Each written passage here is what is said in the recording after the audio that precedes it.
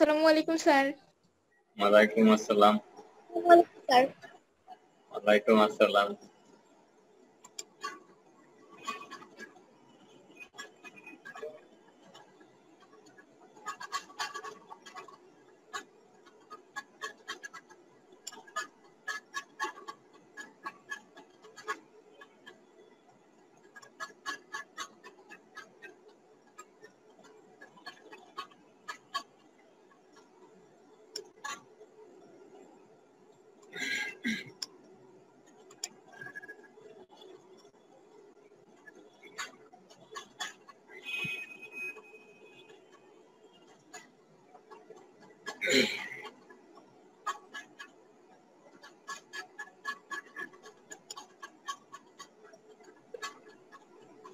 আপনাকে স্লাইড দেখতে পাচ্ছেন? জি স্যার। গত ক্লাস হয়নি, গত ক্লাসের আগে আমি শেষ করছিলাম হচ্ছে যে এপিথেলিয়াল টিস্যুর যে ক্লাসিফিকেশন, সেটা পর্যন্ত মানে বলছিলাম আমি। মনে আছে তো ক্লাসিফিকেশন? জি স্যার। ওখানে ক্লাসিফিকেশনের দুইটা, একটা ছিল হচ্ছে যে সেল লেয়ারের উপরে ক্লাসিফাই করা হয়, আর একটা হচ্ছে যে সেলের শেপের উপর ক্লাসিফাই করা হয়, এবং সেইগুলোর উপর ভিত্তি করে যে ক্লাসিফিকেশনটা করা হয়েছিল যে ব্রড হেডিং এ এপিথেলিয়াল টিস্যু দুই ধরনের, একটা হচ্ছে সিম্পল এপিথেলিয়াল টিস্যু আর একটা হচ্ছে স্ট্রেটিফাইড। মানে প্রথমে যেটা এপিথেলিয়াল টিস্যু যেটা কাভারিং এন্ড লাইনিং এপিথেলিয়াম, আর হচ্ছে গ্ল্যান্ডুলার এপিথেলিয়াম। আর এখানে এপিথেলিয়াল টিস্যুর এই পরের যে ক্লাসিফিকেশন সেটা হচ্ছে কাভারিং এবং লাইনিং এপিথেলিয়ামের ক্লাসিফিকেশন, যেটা সেল লেয়ার এবং সেলের শেপের উপর ভিত্তি করে করা, যে স্ট্রেটিফাইড এবং সিম্পল। একটুখানি একটা ফোন ধরে। হ্যালো, আসসালামু আলাইকুম। হ্যাঁ, আমি বিএসপি 3 তলা ক্লাস নিচ্ছি।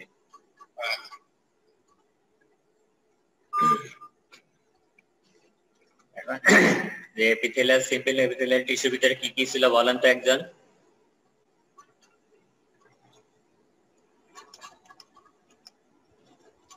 সিম্পল এপিথেলিয়াল টিস্যুর ভিতরে কি কি টাইপের এপিথেলিয়াল টিস্যু ছিল?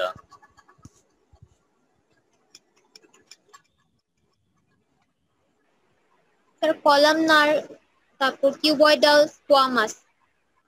Columnar, cuboidal, squamous. আর স্ট্রেটিফাইড এর ভিতরে স্কোয়ামাস, কিউবয়েডাল আর একটা হচ্ছে কলামনার।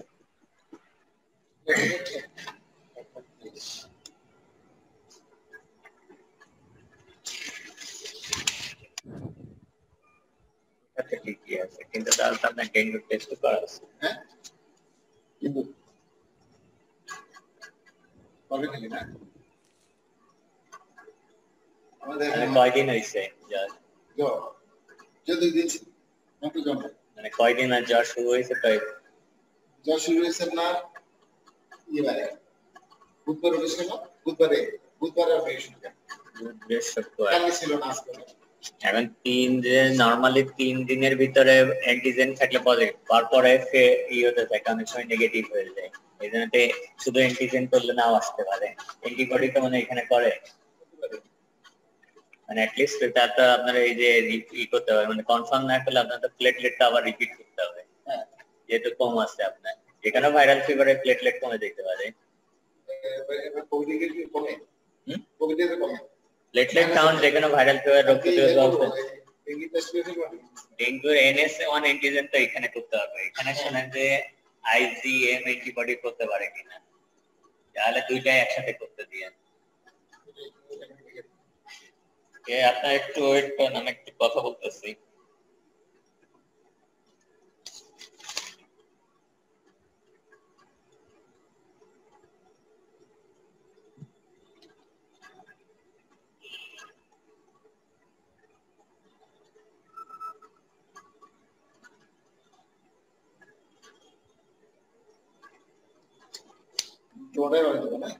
কারণ ওইটা আপনার অ্যান্টিজেন 3 দিন তো ক্রস হয়ে গেছে। অ্যান্টিজেন সাধারণত 3 থেকে 5 দিন পর্যন্ত থাকতে পারে, অনেক সময় আগেও হয়ে যেতে পারে। অ্যান্টিবডি তৈরি, অ্যান্টিবডি তৈরি হলে IgM তৈরি হয়ে যাওয়ার কথা, মানে যদি অ্যান্টিবডি তৈরি হয় তাহলে দুইটাই হওয়ার কথা, মানে দুইটাই হওয়ার কথা। কারণ যেহেতু প্লেটলেট কাউন্ট কম আছে আপনাকে কনফার্ম তো করতে হবে, যদি আবার ই হয় তাহলে তো আপনার রিপিটেড প্লেটলেট কাউন্টে আপনার ই থাকতে হবে, মানে 1-2 দিন পর পরে প্লেটলেট কাউন্ট করতে হবে। ট্রিটমেন্টে কোনো কিছু না, প্যারাসিটামলের বাইরে তার ট্রিটমেন্ট নাই। মানে এর বাইরে তো খাওয়া দাওয়া করা, ফ্লুইড মেইনটেইন করা, এটাই মেইন। আর ব্লাড প্রেশারটা একটু চেক আপ করা যায়, হঠাৎ করে ব্লাড প্রেশার ফ্লাকচুয়েট করে কিনা। মানে যে ফ্লুইডের ব্যালেন্স রাখতে হবে ঠিক মতো।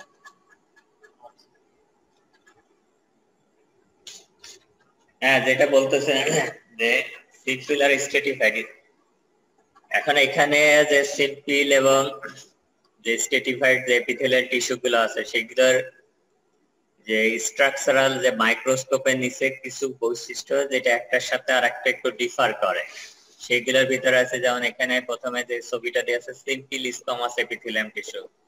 সিম্পল এপিথেলিয়াল টিস্যু গুলো বলা হচ্ছে যে এপিথেলিয়াল টিস্যু গুলো সেল লেয়ারটা সিঙ্গেল লেয়ারে থাকে, আর স্কোমাস হচ্ছে যে সেলের শেপটা হচ্ছে ফ্ল্যাট অথবা স্কেল লাইক শেপ থাকে, সেটা হচ্ছে সিম্পল এপিথেলিয়াল টিস্যু। এখন এখানে কতগুলো এখানে স্পেশাল মাইক্রোস্কোপের নিচে যে বৈশিষ্ট্যগুলো দেখতে, এখানে যে নিউক্লিয়াসটা থাকে, এই নিউক্লিয়াসটা ফ্ল্যাট এন্ড থাকে, অনেকটা ফ্ল্যাট টাইপ অফ নিউক্লিয়াস থাকে। নিউক্লিয়াসটা সেন্ট্রালি লোকেটেড থাকে, যে সেলের একেবারে মাঝখানের দিকে নিউক্লিয়াসটা থাকে। এখন সিম্পল স্কোমাস এপিথেলিয়াল টিস্যু বডির যে যেখানে যেখানে থাকে সেখানে যে কাজটা করে এটা হচ্ছে ডিফিউশন এবং লুব্রিকেশন করে। তারপর হচ্ছে কিউবয়েডাল এপিথেলিয়াম, যেটা হচ্ছে সিম্পল, এখানেও সিঙ্গেল সেল লেয়ার থাকে, এখানে সেলের শেপটা হচ্ছে কিউবের মতো থাকে, যে এখানে সেলটা অলমোস্ট লাইক এ বক্সের মতো দেখতে থাকে, কিউবের মতো থাকে, এই জন্য কিউবয়েডাল এপিথেলিয়াম। এখানে যেটা হচ্ছে যে এখানেও নিউক্লিয়াসটা সেন্ট্রালি লোকেটেড থাকে, নিউক্লিয়াসটা ফ্ল্যাটেন্ড থাকে না, এখানে নিউক্লিয়াসটা স্ফেরিক্যালি থাকে। এবং সিম্পল কিউবয়েডাল এপিথেলিয়াল টিস্যু যে কাজগুলো করে সেটা হচ্ছে অ্যাবজর্পশন, সিগ্রেশন, প্রোটেকশন। তারপর হচ্ছে সিম্পল কলামনার, যেটাতেও এখানেও এপিথেলিয়াল টিস্যু যে সেলগুলো সেগুলো সিঙ্গেল লেয়ারে থাকে, এখানে সেলের শেপটা টল থাকে, মানে হাইটটা বেশি থাকে, কলামের মতো থাকে। এখানে নিউক্লিয়াসটা বেজালি লোকেটেড থাকে, নিচের দিকে থাকে।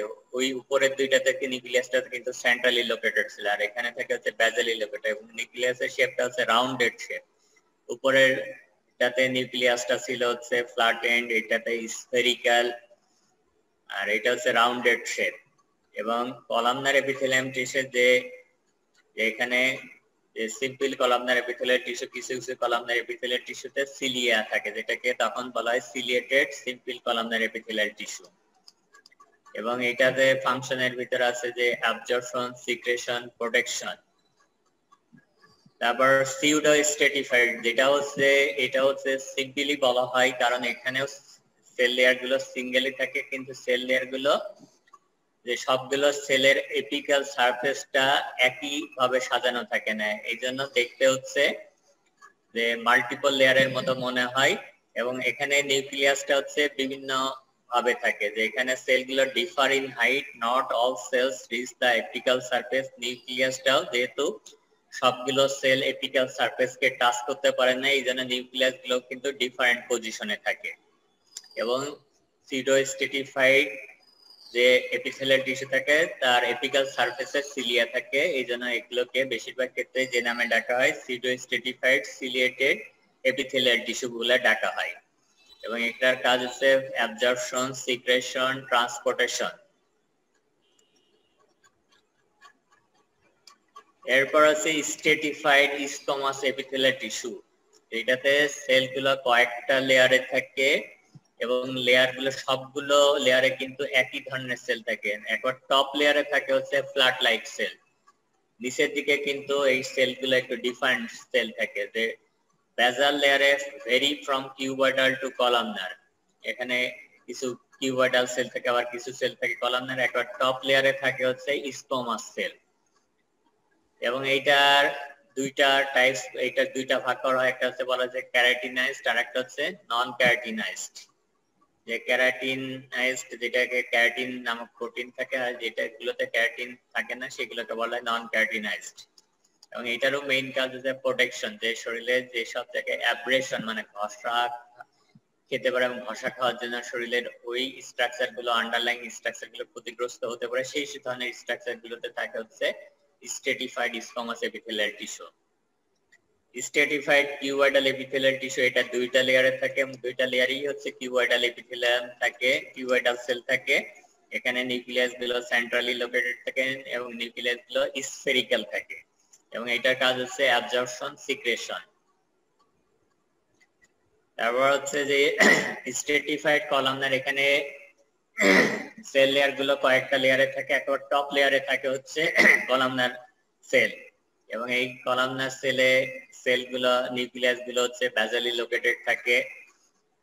আর নিচের দিকে যে কলামনারের নিচের দিকে থাকে হচ্ছে কিউবয়েডাল সেল এবং এই এপিথেলিয়াল টিস্যুর কাজই হচ্ছে প্রোটেকশন এবং সিক্রেশন।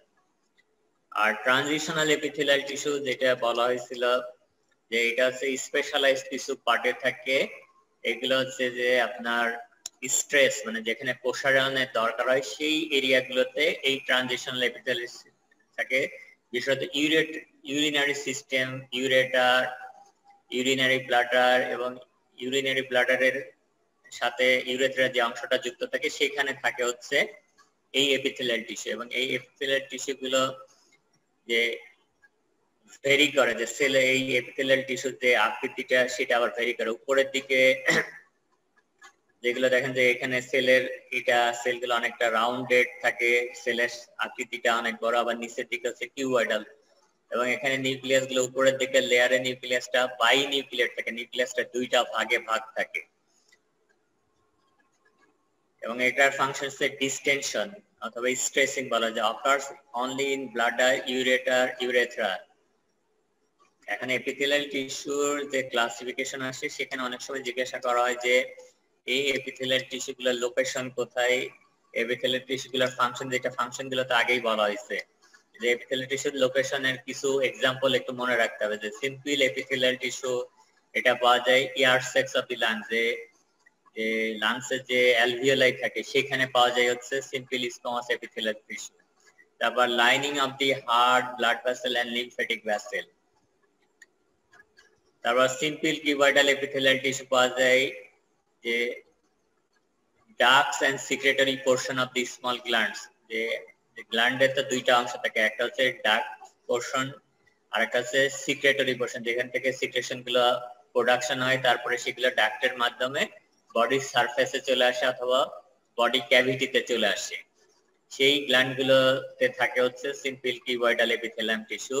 আর কিডনি টিবিউল যেটাকে বলা হয় ইউরিনিফারাস টিবিউল, সেখানে লাইনিং এ থাকে হচ্ছে কিউবয়েডাল এপিথেলিয়াল টিস্যু সিম্পল। আর সিম্পল কলামনার যেটাকে বলা হচ্ছে যে সিলিয়েটেড এবং non ciliated columnar epithelium. Ciliated simple columnar epithelial tissue থাকে হচ্ছে ব্রঙ্কাই, ইউটেরাইন টিউব এবং ইউটেরাসে। আর নন সিলিয়েটেড থাকে হচ্ছে digestive tract and urinary gall ব্লাডারে। তারপর সিউডো স্ট্রেটিফাইড কলামনার এপিথেলিয়াম যেটা থাকে হচ্ছে ciliated tissue lines the trachea and mass of the upper respiratory tract. Usually এটা হচ্ছে যে রেসপিরেটরি ট্র্যাক্টেই pseudo stratified ciliated columnar epithelium tissue গুলো বেশি পাওয়া যায়। Stratified epithelial tissue squamous epithelial tissue, এখানে ওই নামটা নেই, যে এটা স্কিনে থাকে, ইসোফেগাস, মাউথ, ভ্যাজাইনা এই রিজন গুলোতে থাকে এবং যেখানে প্রোটেকশনের দরকার হয়, হাইলি প্রোটেকশনের দরকার হয় যাতে অ্যাব্রেশনের কারণে ক্ষতিগ্রস্ত না হয়।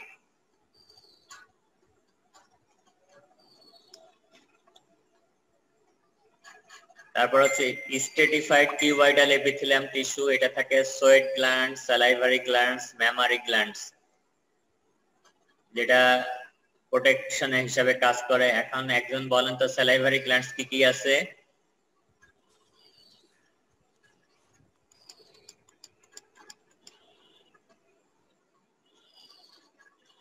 একজন আমাকে বলেন স্যালাইভারি গ্ল্যান্ডের নামগুলো বলেন, মেজর যে স্যালাইভারি গ্ল্যান্ডস গুলো আছে।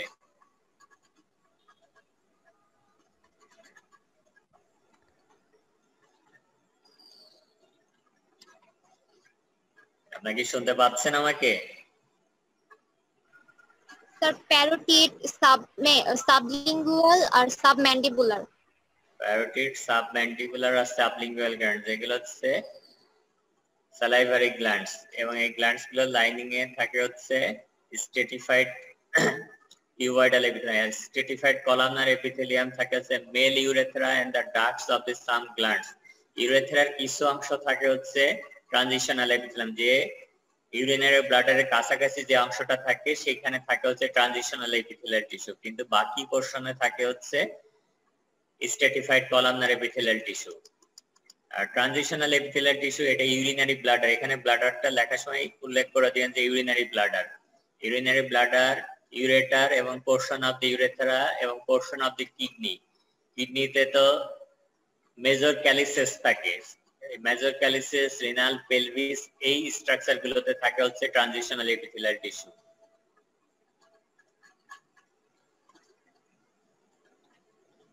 এখানে এই জিনিসগুলোকে আরো একটু বিস্তারিত ভাবে এই চার্টে দেয়া আছে। এখন এপিথেলিয়াল টিস্যু গুলো ডেভেলপ হয় যে আমাদের শরীরে যে সবগুলো স্ট্রাকচারই তো তিনটা জার্ম লেয়ার থেকে তৈরি হয়, এক্টোডার্ম, এন্ডোডার্ম এবং মেসোডার্ম। এখন এপিথেলিয়াল টিস্যু গুলো এই তিনটা জার্ম লেয়ার থেকে তৈরি হয়, তবে মেজরিটি পোরশন তৈরি হয় হচ্ছে এক্টোডার্ম এবং এন্ডোডার্ম থেকে। এখন এইখানে যে এক্টোডার্ম, এন্ডোডার্ম এবং মেসোডার্ম থেকে যে এপিথেলিয়াল টিস্যু তৈরি হয় সেখানে দুই একটা এক্সাম্পল একটু মনে রাখতে হবে, যে এগুলো এত মনে রাখা হয়তো সবগুলো মনে রাখা দরকারও নেই, আর সবগুলো হয়তো মনে নাও থাকতে পারে যখন সবকিছু করবেন, এই জন্য অ্যাটলিস্ট দুই একটা মনে রাখলেই চলবে। যে এক্টোডার্ম যে জার্ম লেয়ার থেকে যে এপিথেলিয়াল টিস্যু গুলো হয়, oral and nasal mucosal epithelial tissue, cornea, epidermis of the skin and glands of the skin and the mammary glands. Endoderm থেকে তৈরি হয়, এটা শরীরের ভিতরে যে স্ট্রাকচার গুলো থাকে, যে liver, pancreas, lining of the respiratory and gastrointestinal ট্র্যাক্টে যে এপিথেলিয়াল টিস্যু গুলো থাকে সেগুলো এন্ডোডার্ম থেকে তৈরি হয়। আর মেসোডার্ম থেকে তৈরি হয় কিডনি, যে ইউরিনিফ্রাস টিউবুলস থাকে, lining of the male and female reproductive system, the endothelial lining of the circulatory system and the mesothelium of the body cavity. তাহলে এখান থেকে দুই একটা করে মনে রাখতে হবে একটু। এখন এখানে দুইটা শব্দ বলে, একটা এন্ডোথেলিয়াম বলা হয়েছিল, একটা মেসোথেলিয়াম, এই দুইটা নাম একটু মনে রাখতে হবে, কারণ এই দুইটা হচ্ছে একটু স্পেশালি, এই দুইটা নাম সব ধরনের এপিথেলিয়াল টিস্যুর ক্ষেত্রে বলা হয় না। এটা মেইনলি হচ্ছে সিম্পল স্কোমাস এপিথেলিয়াম টিস্যু, যে ক্ষেত্রে বডির কিছু স্পেশাল জায়গায় এই নামকরণ গুলো করা হয়। একটা হচ্ছে এন্ডোথেলিয়াম, এটা হচ্ছে endothelium provides a friction reducing lining in the lymphatic vessel and all hollow organs of the cardiovascular system. যে আপনার সার্কুলেটরি সিস্টেমের ভিতরের দিকে লাইনিং যে এপিথেলিয়াল টিস্যু থাকে, আপনি কি আমার কথা শুনতে পাচ্ছেন? Yes sir. স্যার। জি স্যার।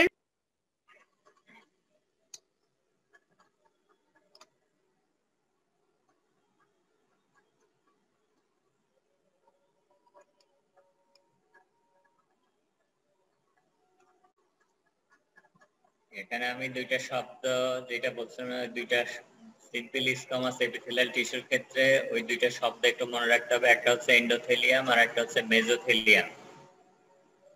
এখন এন্ডোথেলিয়াম এটা বলতেছিলাম যে আপনার বডিতে যে সার্কুলেটরি সিস্টেম আছে, যে ব্লাড সার্কুলেশন এবং লিম্ফ্যাটিক সার্কুলেশন হয়, সেখানে যে ব্লাড ভেসেল গুলো থাকে, লিম্ফ্যাটিক ভেসেল গুলো থাকে, সেটার ভিতরের দিকে লাইনিং থাকে হচ্ছে এন্ডোথেলিয়াম দিয়ে, এপিথেলিয়াল টিস্যু দিয়ে, সেটার নাম হচ্ছে এন্ডোথেলিয়াম। এবং এইটাতে যেটা অ্যাডভান্টেজ হচ্ছে এই এপিথেলিয়াল টিস্যু থাকার জন্য, যে ব্লাড ভেসেল অথবা লিম্ফ্যাটিক ভেসেল দিয়ে যে জিনিসগুলো ট্রান্সপোর্ট হচ্ছে, যে জিনিসগুলো সার্কুলেট হচ্ছে, সেগুলো যাতে ফ্রিকশন না হয় ওয়ালের সাথে, ফ্রিকশনটাকে সে রিডিউস করে দেয় এই এপিথেলিয়াল টিস্যু। কারণ ফ্রিকশন না হওয়ার অ্যাডভান্টেজ হচ্ছে যে আপনারা থ্রম্বাসের কথা শুনছেন, থ্রম্বাসের ডেফিনিশনটা পড়ছেন, যে যদি যে এই এপিথেলিয়াল টিস্যু ক্ষতিগ্রস্ত হয় তাহলে কিন্তু তখন যে সার্কুলেটরি যে সেলগুলো থাকে সেই সেলগুলো তখন ফ্রিকশন হবে, ফ্রিকশন হলে সেলগুলো ভেঙে যাবে, তখন কিন্তু থ্রম্বাসের ঝুঁকি বেড়ে যায়। এই জন্য এখানে ফ্রিকশন লেস মুভমেন্ট অনেক বেশি জরুরি, যে বিভিন্ন ধরনের কমপ্লিকেশন অথবা বিভিন্ন ধরনের কন্ডিশন অ্যারাইজ করতে পারে যদি ওখানে ফ্রিকশন লেস মুভমেন্টটা না হয়, সেলগুলোর সার্কুলেশনের যদি ফ্রিকশন লেস না হয় তাহলে কিন্তু থ্রম্বাস অথবা বিভিন্ন ধরনের কন্ডিশন অ্যারাইজ করতে পারে।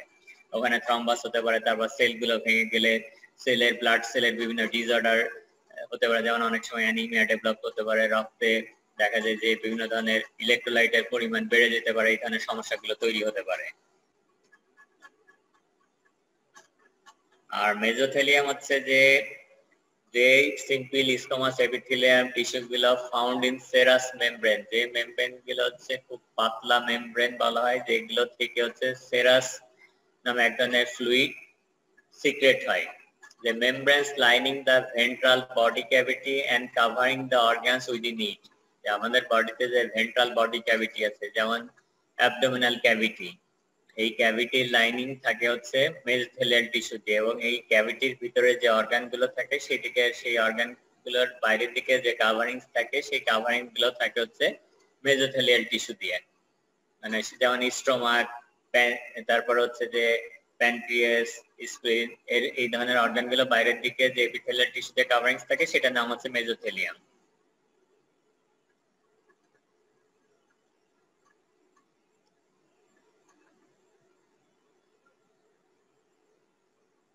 লাইনিং এন্ড কাভারিং এপিথেলিয়াম মোটামুটি এতটুকু জানলেই আশা করা যায় পরীক্ষাটায় হয়তো জটিলতা তৈরি হবে না। এরপর হচ্ছে গ্ল্যান্ডুলার এপিথেলিয়াম।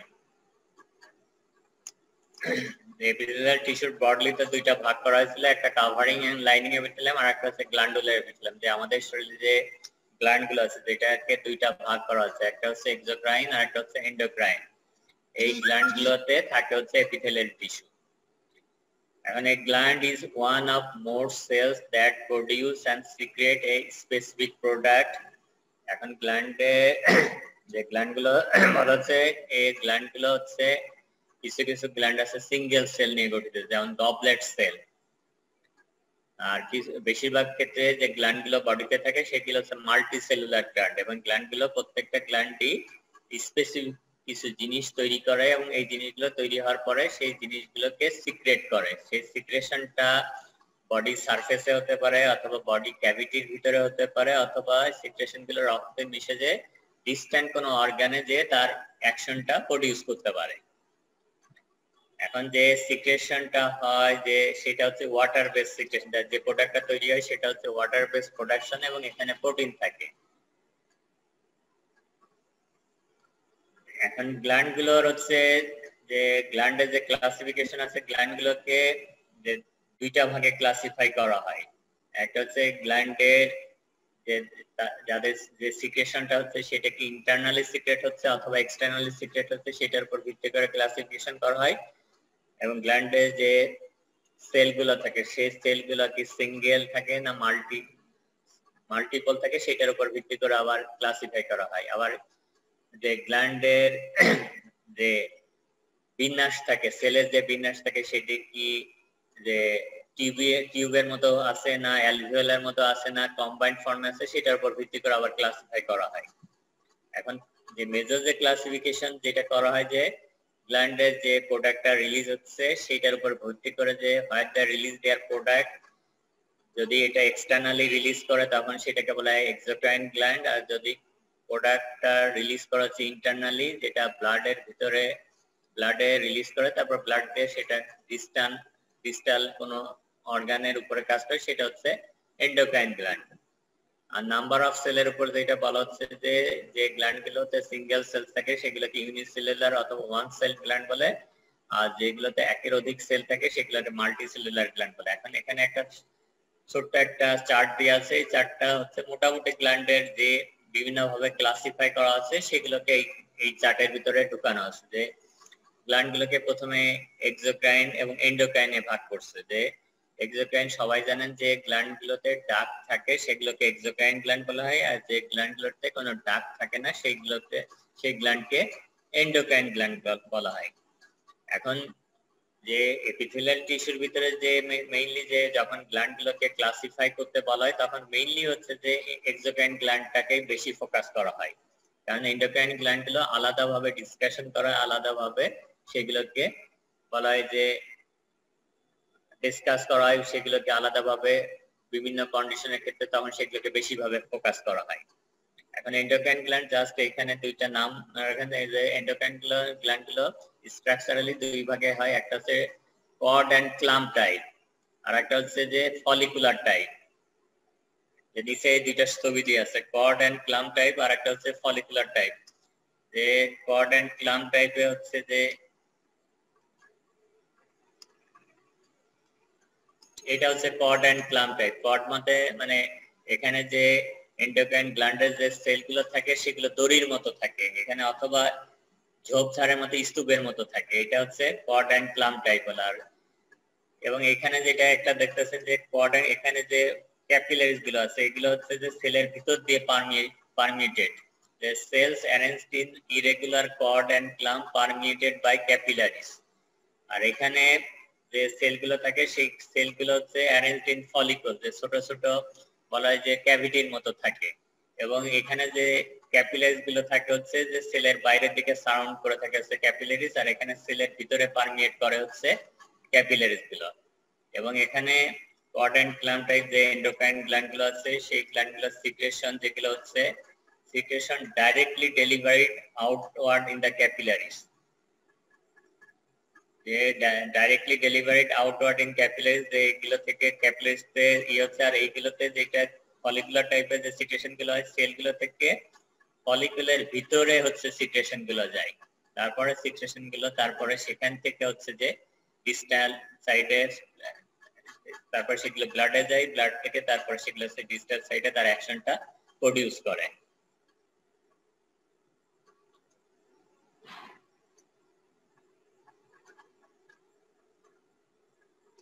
আর এক্সোক্রাইন গ্ল্যান্ড গুলোকে বিভিন্ন ভাগে এখানে ভাগ করা আছে, যে ইউনিসেলুলার, মাল্টিসেলুলার।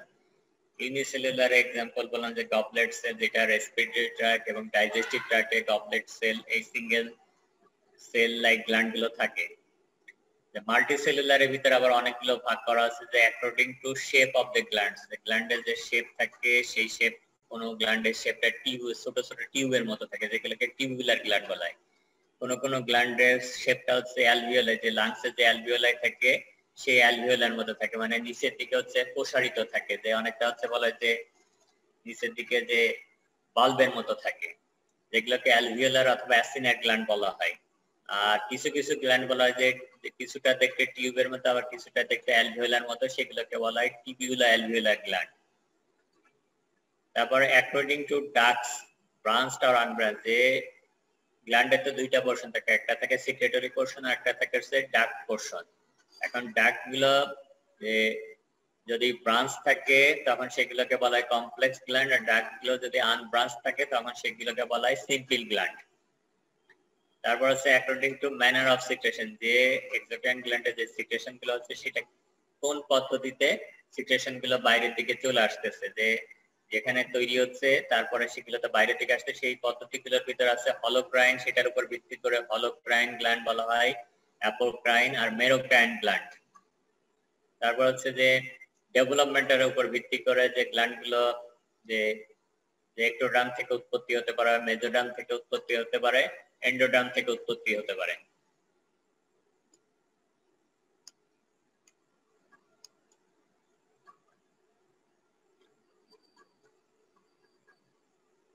এখন এন্ডোক্রাইন গ্ল্যান্ডের সিক্রেশন যেটা হরমোন সেটা সবাই জানেন, এবং এন্ডোক্রাইন গ্ল্যান্ডটা একটু আলাদাভাবে করানো হবে। যে এন্ডোক্রাইন গ্ল্যান্ডের মোটামুটি অনেক কিছু আপনারা জানেন, তারপর হচ্ছে যে একটু হয়তো ভবিষ্যতে আলাদাভাবে পড়ে দেয়। এখন এক্সোক্রাইন গ্ল্যান্ড, যে গ্ল্যান্ড গুলোতে ডাক্ট থাকে না বলা হচ্ছে, যে গ্ল্যান্ড গুলোকে অনেক ভাগে ভাগ করা হচ্ছে।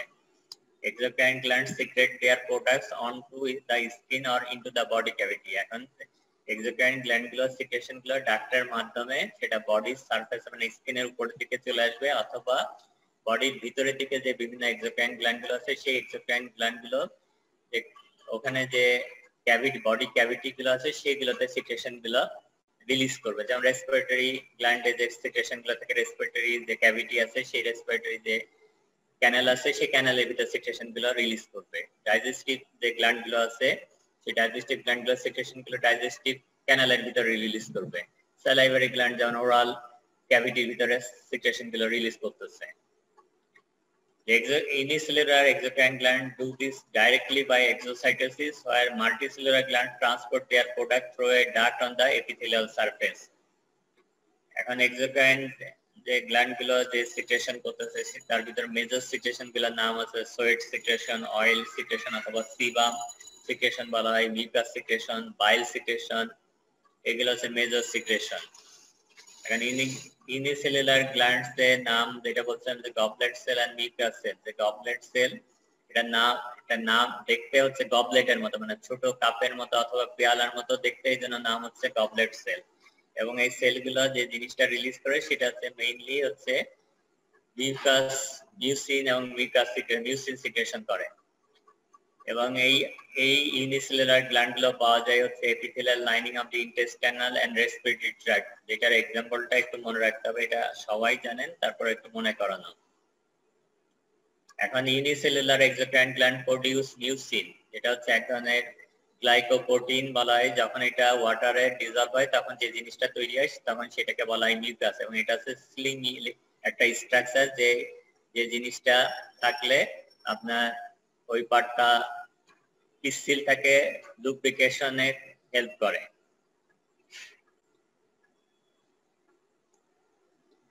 আর মাল্টিসেলুলার গ্ল্যান্ড সেটা বলা হচ্ছে, এবং এইটাকে আপনাকে একটু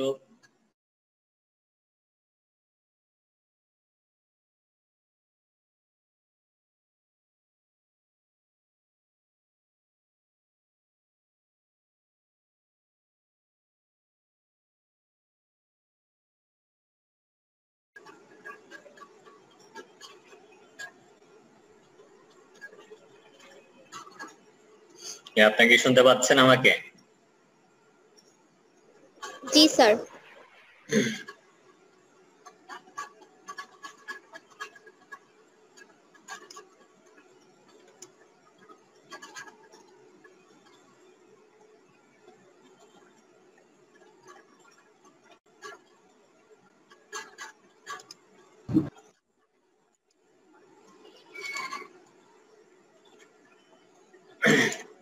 এখন যে এক্সোক্রাইন গ্ল্যান্ড গুলো যেটা যে ক্লাসিফিকেশন গুলো বলা হয়, সেখানে যখন আপনার গ্ল্যান্ডের যে আসবে তখন কিন্তু আপনাদেরকে ছবি আঁকতে হবে। বিশেষত এই যেটা হচ্ছে যে আপনার গ্ল্যান্ড গুলোর শেপ এবং গ্ল্যান্ড গুলো কি টিভি যেগুলো ডাক থাকে সেই ডাক গুলো কি ব্রাঞ্চ না আনব্রাঞ্চ, সেই ছবিগুলো এঁকে এগুলো যদি পরীক্ষাতে আসে এগুলো আঁকতে হবে।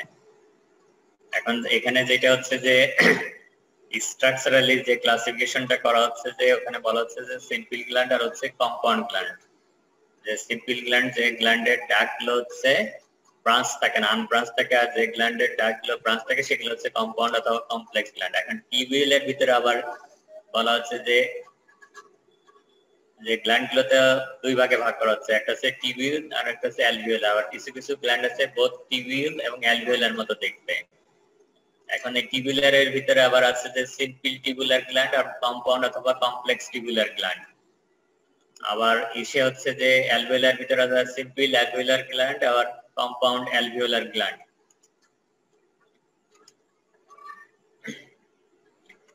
এখন এখানে দেখেন যে এখানে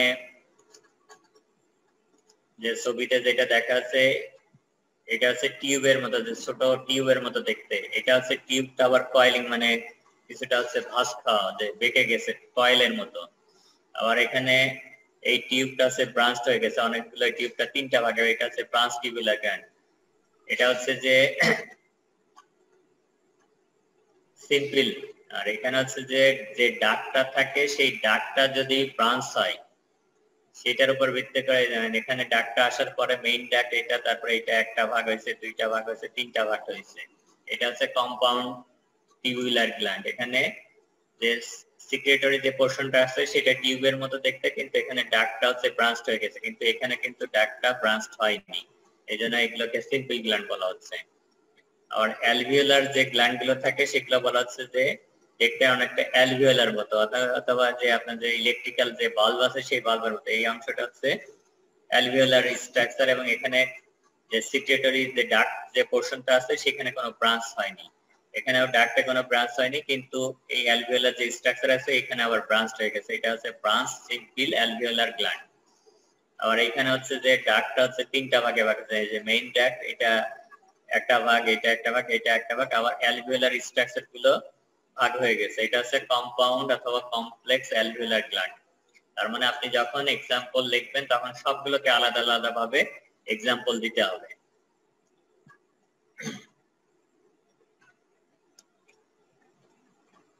এখন এখানে কতগুলো এক্সাম্পল জাস্ট দেয়া আছে, সেগুলো একটু মনে রাখতে হবে। যেমন অ্যালভিওলার গ্ল্যান্ডের ভিতরে সিম্পল অ্যালভিওলার গ্ল্যান্ড, যে অ্যালভিওলার গ্ল্যান্ড গুলোর এক্সাম্পল ওইরকম কোনো সুইটেবল এক্সাম্পল হিউম্যান বডিতে নেই। তারপর সিম্পল ব্রাঞ্চড অ্যালভিওলার গ্ল্যান্ড, যে গ্ল্যান্ডের এক্সাম্পল আছে সিবেসিয়াস অথবা অয়েল গ্ল্যান্ড। এখন সিবেসিয়াস অথবা অয়েল গ্ল্যান্ড বলার সাথে সাথেই জিজ্ঞাসা করবে যে এই গ্ল্যান্ড গুলো কোথায় পাওয়া যায়। এই গ্ল্যান্ড গুলো সবাই জানেন যে এটা স্কিনের গ্ল্যান্ড। তারপর হচ্ছে সিম্পল অ্যালভিওলার টিবিউলার গ্ল্যান্ড, এটার ভিতর আছে ইন্টেস্টাইনাল গ্ল্যান্ড, যে ইন্টেস্টাইনের যে গ্ল্যান্ড গুলো থাকে সেগুলোর একটা বড় অংশ গ্ল্যান্ড হচ্ছে সিম্পল টিবিউলার গ্ল্যান্ড। তারপর সিম্পল কয়েল টিবিউলার গ্ল্যান্ডের এক্সাম্পল হচ্ছে sweat gland, merocrine sweat gland. তারপর আছে সিম্পল ব্রাঞ্চ টিবিউলার গ্ল্যান্ড, এগুলোর ভিতর আছে gastric gland and mucus gland of the oesophagus, tongue and duodenum. এই সবগুলো অ্যাটলিস্ট একটা দুইটা করে এক্সাম্পল একটু মনে রাখতে হবে। তারপর কম্পাউন্ড গ্ল্যান্ড, কম্পাউন্ড অ্যালভিওলার গ্ল্যান্ডের ভিতর আছে মেমারি গ্ল্যান্ড, কম্পাউন্ড টিবিউলার অ্যালভিওলারের ভিতর আছে salivary glands, glands of the respiratory passages and pancreases. তারপর আছে কম্পাউন্ড টিবিউলার গ্ল্যান্ড, এটার ভিতর আছে mucous gland in mouth, bulbourethral gland, যেটা মেল রিপ্রোডাক্টিভ সিস্টেমের একটা অংশ বলা হয়। তারপর আছে টেস্টিস, এই গ্ল্যান্ড হচ্ছে টেস্টিসের যে এক্সোক্রাইন পোরশন আছে সেখানে যে গ্ল্যান্ড থাকে সেটা হচ্ছে যে এই হচ্ছে কম্পাউন্ড টিবিউলার গ্ল্যান্ড। আমি তাহলে যেটা বললাম যে আপনাদের এই গ্ল্যান্ড গুলোর যে যখন ছবি আঁকতে হবে তখন এইটার সাথে অনেক সময় এক্সাম্পল চাই, সেই এক্সাম্পল গুলো তখন দিয়ে দিতে হবে। এখন ছবি যেটা আপনি সিম্পল ওয়েতে আঁকান, মানে একটা কালার করা লাগবে এরকম না, কিন্তু সিম্পল ওয়েতে যাতে বোঝা যায় যে আপনি সিম্পল না কম্পাউন্ড গ্ল্যান্ড আঁকতেছেন, এটা কি অ্যালভিওলাই না টিবিউলার গ্ল্যান্ড আঁকতেছেন সেটা যেন বোঝা যায়। তারপর এক্সোক্রাইন গ্ল্যান্ডের যে ম্যানার অফ সিক্রেশন, যে কি পদ্ধতিতে সিক্রেট যে প্রোডাক্ট গুলো তৈরি হচ্ছে সেটা কিভাবে সিক্রেশন হচ্ছে, কি পদ্ধতিতে হচ্ছে সেটার উপর ভিত্তি করে মেরোক্রাইন, অ্যাপোক্রাইন, হলোক্রাইন গ্ল্যান্ড, এটাও কিন্তু পরীক্ষাতে ভাইভাতে অনেক সময় ধরে। যে মেরোক্রাইন গ্ল্যান্ড যেটা secretion pass through the cell membranes of the secretory cell via exocytosis. যে এক্সোসাইটোসিস দিয়ে বলা হচ্ছে যে পদ্ধতির মাধ্যমে সেলের ভিতর থেকে সেলের বাইরের দিকে সাবস্টেন্স গুলা, প্রোডাক্ট অফ সিক্রেশন গুলা চলে আসবে। এবং এখানে এক্সাম্পল দেয়া আছে goblet cells of the trachea release mucus via exocytosis.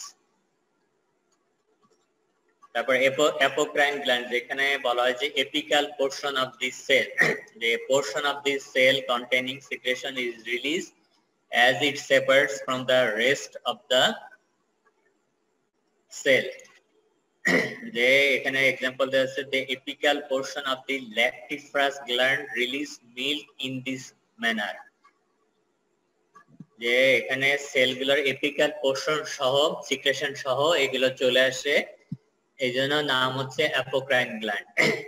এবং এটার এক্সাম্পল হচ্ছে যে apical portion of the lactiferous gland, যে মেমারি গ্ল্যান্ডের যে ল্যাকটিফারাস যে পোরশন থাকে সেখান থেকে যে সিক্রেশন গুলো আসে সেইখানে দেখা যায় যে অ্যাপিক্যাল পোরশন সহ এটা চলে আসে। আর হলোক্রাইন গ্ল্যান্ড হচ্ছে এটা পুরো entire secretory portion of this, যেখান থেকে যে গ্ল্যান্ডের সিক্রেটরি যে পোরশন থেকে যে সেলগুলো থাকে সেই সেলটা পুরোপুরি হচ্ছে রিলিজ হয়, ডিসইন্টিগ্রেট হয়। Entire secretory cell disintegrate and are released along with their contents.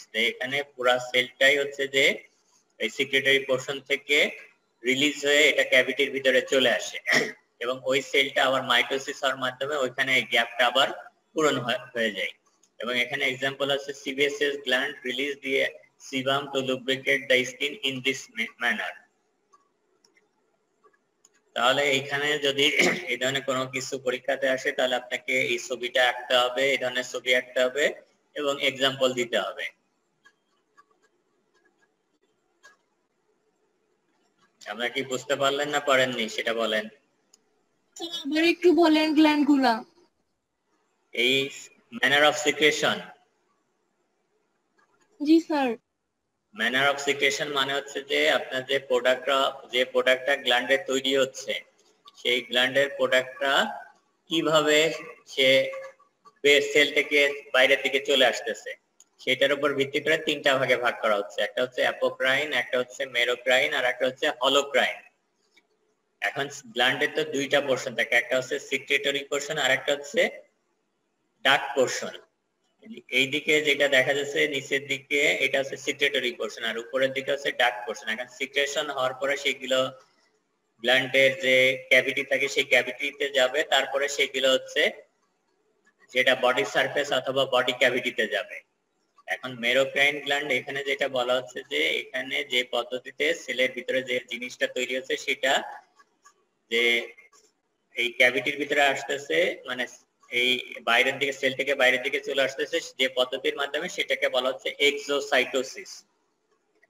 যে সেলের ভিতর থেকে সেল কন্টেন্ট গুলো সেলের বাইরের দিকে চলে আসতেছে, এখানে সেলের কোনো স্ট্রাকচারাল মানে ড্যামেজ হচ্ছে না।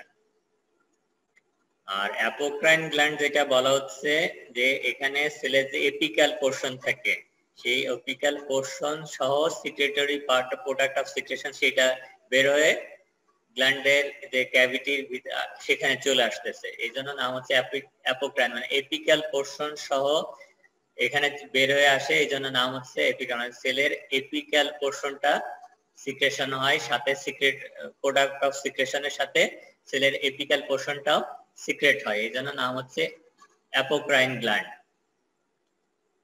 আর এখানে হলোক্রাইন বলা গ্ল্যান্ড বলেছে যে সেল থেকে প্রোডাক্ট অফ সিক্রেশন হয়েছে সেই পুরো সেলটাই হচ্ছে রিলিজ হয়ে যাচ্ছে, সেই পুরো সেলটাই ডিসইন্টিগ্রেট হচ্ছে, তারপর সেটা প্রোডাক্ট অফ সিক্রেশন সহ এটা সেল ক্যাভিটির ভিতরে মানে এই গ্ল্যান্ড ক্যাভিটির ভিতরে চলে আসতেছে। আর যে সেলটা এখানে তো সেলটা একটা সেল হচ্ছে এখানে বের হয়ে আসছে, এখন ওই সেলটা রিপ্লেস হচ্ছে আবার নতুন ভাবে রিপ্লেস হয়ে যাচ্ছে মাইটোসিসের মাধ্যমে।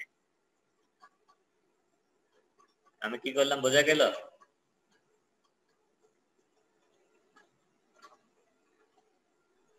জি স্যার। একটাতে হচ্ছে পুরা সেল যেটা হচ্ছে হলোক্রাইন, একটাতে সেলের এপিক্যাল পোর্শন রিলিজ হচ্ছে, আর একটাতে সেলের কোনো পরিবর্তন হচ্ছে না, শুধুমাত্র সেলের ভিতরে প্রোডাক্ট অফ সিক্রেশনটা এক্সোসাইটোসিসের মাধ্যমে সেল ক্যাভিটির ভিতরে চলে আসতেছে, মানে গ্ল্যান্ড ক্যাভিটির ভিতরে। ক্লিয়ার? এখন যেটা হচ্ছে গ্ল্যান্ডের প্রশ্ন আসলে যেটা হচ্ছে যে কমনলি যেটা আসে যে গ্ল্যান্ডের ডেফিনেশন আসে, গ্ল্যান্ডের ক্লাসিফিকেশন আসে, এবং কমনলি যেটা আসে যে এক্সোক্রাইন গ্ল্যান্ডের ক্লাসিফিকেশনটা বেশি আছে, সাথে হচ্ছে যে এক্সাম্পল দিতে বলে। এখন এক্সাম্পল এক্সোক্রাইন গ্ল্যান্ডের ক্লাসিফিকেশন হলে আপনাকে অবশ্যই যেটা বলা হচ্ছে যে শেপ এবং স্ট্রাকচারের উপর ভিত্তি করে যে ক্লাসিফিকেশনটা সেটা আপনাকে অবশ্যই দিতে হবে এবং ওইটার এক্সাম্পল গুলো দিতে হবে, যে টিবিউলার, অ্যালভিওলার, টিবিউলার, অ্যালভিওলার, তারপর সিম্পল, কম্পাউন্ড, এগুলো আপনাকে লিখতে হবে, এগুলোর এক্সাম্পল দিতে হবে। এবং পাশাপাশি যদি সময় পান তাহলে এই যে যে বলা হচ্ছে যে ম্যানার অফ সিক্রেশন এইটার লিখবেন এবং এটার এক্সাম্পল দিয়ে দেবেন।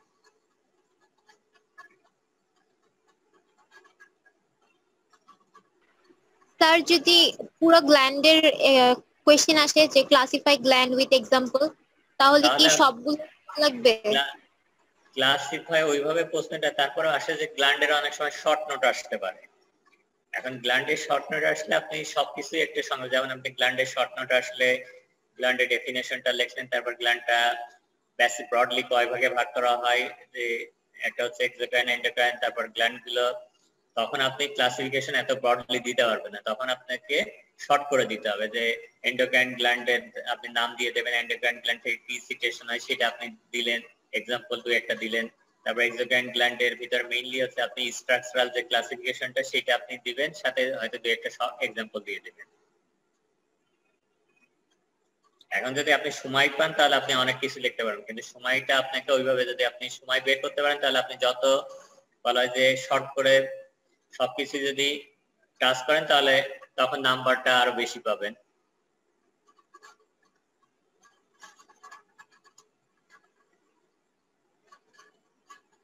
এখন গ্ল্যান্ডে যেটা হচ্ছে যে গ্ল্যান্ডের কিছু অ্যাবনর্মালিটি হয়, যে দেখবেন যে কিছু কিছু রোগের ক্ষেত্রে গ্ল্যান্ডের সিক্রেশন গুলো বেড়ে যায়, আবার কিছু কিছু রোগের ক্ষেত্রে গ্ল্যান্ডের সিক্রেশন গুলো কমে যায়। যেমন অনেকে দেখবেন যে মুখ শুকনা লাগে, ড্রাই মাউথ হয়, অনেকে ড্রাই আই হয়, যে চোখে যে ল্যাক্রিমাল গ্ল্যান্ড থাকে সেটা সিক্রেশন কমে যায়।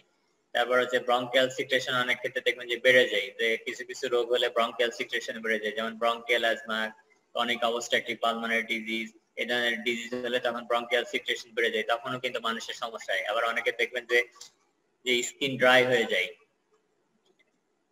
দেখছেন এটা স্কিন ড্রাই হয়ে যায়, যে অনেক স্কিন ড্রাই হয়ে গেলে স্কিনের যে গ্ল্যান্ড গুলো থাকে সেই গ্ল্যান্ড গুলো সিক্রেশন না হলে তখন স্কিনের টেম্পারেচার বেড়ে যায়, তখন তারা কিন্তু বলা হয় যে তারা মানে একটু গরমের ভিতর গেলে অস্বস্তি বোধ করে, অ্যানহাইড্রোসিস নামে সেই কন্ডিশনটাকে বলে, যে গ্ল্যান্ড থাকে না অথবা গ্ল্যান্ডের সিক্রেশন হয় না, তখন সেই কন্ডিশনটাকে অ্যানহাইড্রোসিস বলে। এবং এই ধরনের রোগ জেনেটিক কারণে হয়ে থাকে, এবং এই ধরনের রোগ পৃথিবীতে খুব রেয়ার হয়, কিন্তু কিছু কিছু ক্ষেত্রে দেখা যায়।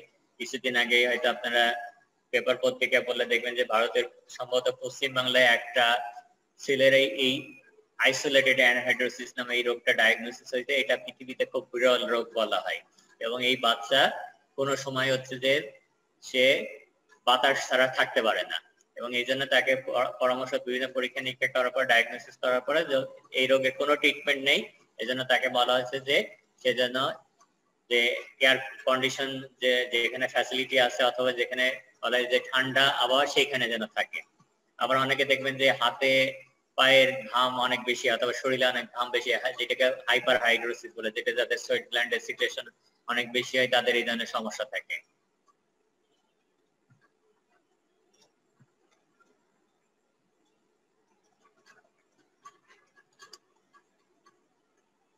কার কোনো কোশ্চেন আছে?